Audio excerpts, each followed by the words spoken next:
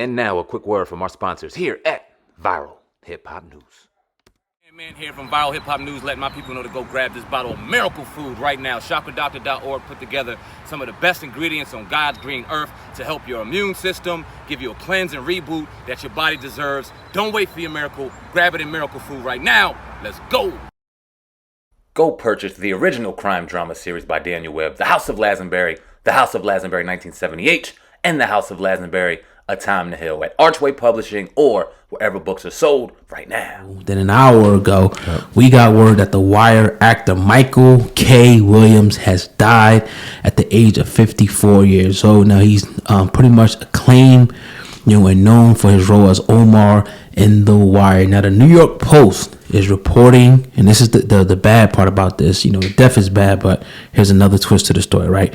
The New York Post is pretty much coming out saying that he died from a possible overdose. They're saying that drug paraphernalia was found in Williams' vicinity. Now, again, a couple notable things about him. The Wire also just recently, he was featured in DMX's powerful tribute on BET at the 2021 BET Awards alongside the Locks, Method Man, Swizz Beatz, and a lot more. And come to find out, he may have himself passed or died, I should say, from a possible overdose. Sandman, how does this news hit you today when you found out that Michael K. Williams was found dead in his apartment at the age of 54? It was sad, man, because he was one of the people on the list to interview. Definitely looking forward to coming here and listen to some of his stories. He was some of real good series, real good movies.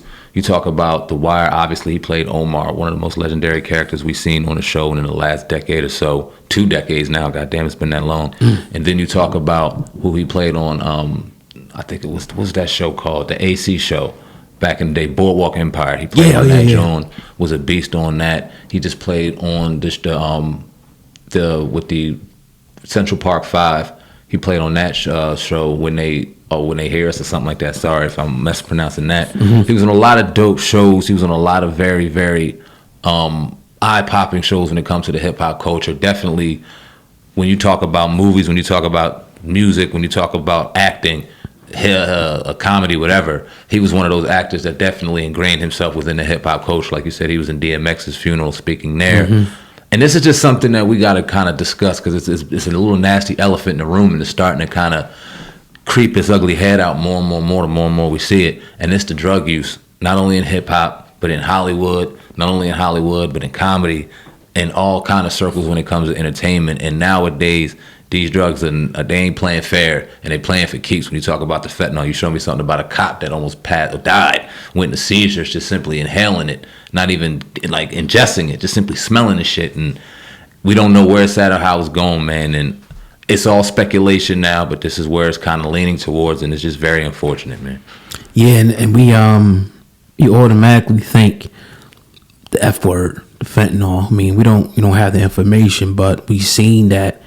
A lot of these drug dealers now, whether it be pills, coke, dope, whatever, ecstasy pills, they take the fentanyl and they're pretty much stretching the drug out. So you pretty much ultimately quadrupling, sometimes even more, your profits, But what that's doing is it's killing people.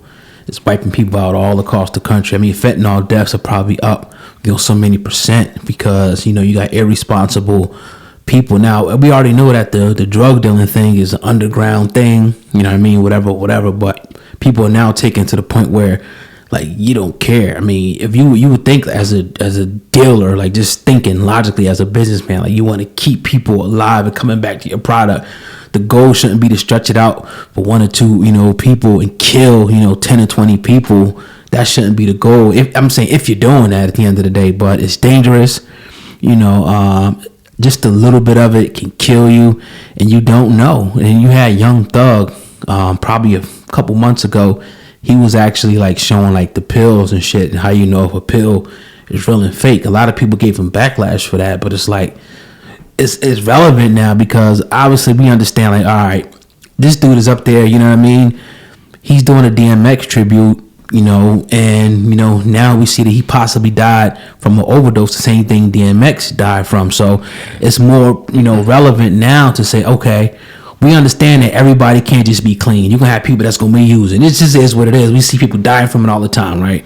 But at least try to be safe with it, because now you got this new thing that people are starting to cut their drugs with, and that getting high, that trying to enjoy yourself at a party with the chicks, you can end up now dead. It's crazy right now, man. And I just, you know, and the worst part about it is, like, they know what they're doing. Like, these drug dealers, they know what they got. They call it fentanyl, all this shit on the street and wherever you would depend on the slang stuff. They know what they doing with that shit. So it's like, damn, like, that's like a death potion they putting together from some of these people. Again, not to say that he died from fentanyl.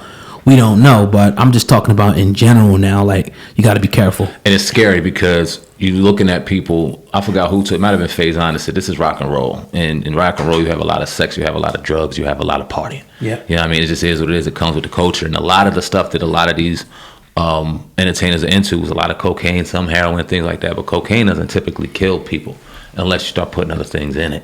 Mm-hmm. And now we're not seeing just young people. I see this is branching out because we've had this discussion for years about the youth dying from the overdosing of drugs and things like that. But now we're seeing older people. Mm-hmm. Now we're seeing people our parents' age or a little bit or closer to our age dying because of drug use. And and I don't even want to say that people are overusing it. Like I said, these may be habits that people have had for 10s and 20s and 30s years. And they've been able to kind of go ahead and coexist and give us some of the brilliant work that they've had while going ahead and feeding their habit, but not realizing now it's a new day and a new age, and shit's in there that you don't realize and you're gone. It's crazy, man. We can't just blame it on them saying, okay, they had a problem. Yeah, they may have had their vice, but we can't just automatically assume they had a problem. This dude might have took something, and it was all speculation that he wasn't really ready to have, and it took him out. He could have been, let's say somebody was on medication, whatever it may be, and, you know, their medication you could find on the street or whatever. They was getting something for back pain, and they ran out, whatever the case may be, and they say, you know what, I'm going to go buy some off the street real quick. That can mean your life now. Well, back in the day, it could just be like, I'm supplementing my shit because I ain't got it right now. But like, now you take this shit and you dead. So it's a dangerous, you know, game out there. So, you know. Hip hop, hip hop, hip hop, hip bars is back. Hip hop, Sam and oh God, what's up with you? I done watched them niggas do interview after interview. They not culture vultures, the culture something they been into. So if you never gave them a view, I recommend you do. Cause when they question guests, they message is not subliminal. It don't matter if you a rookie.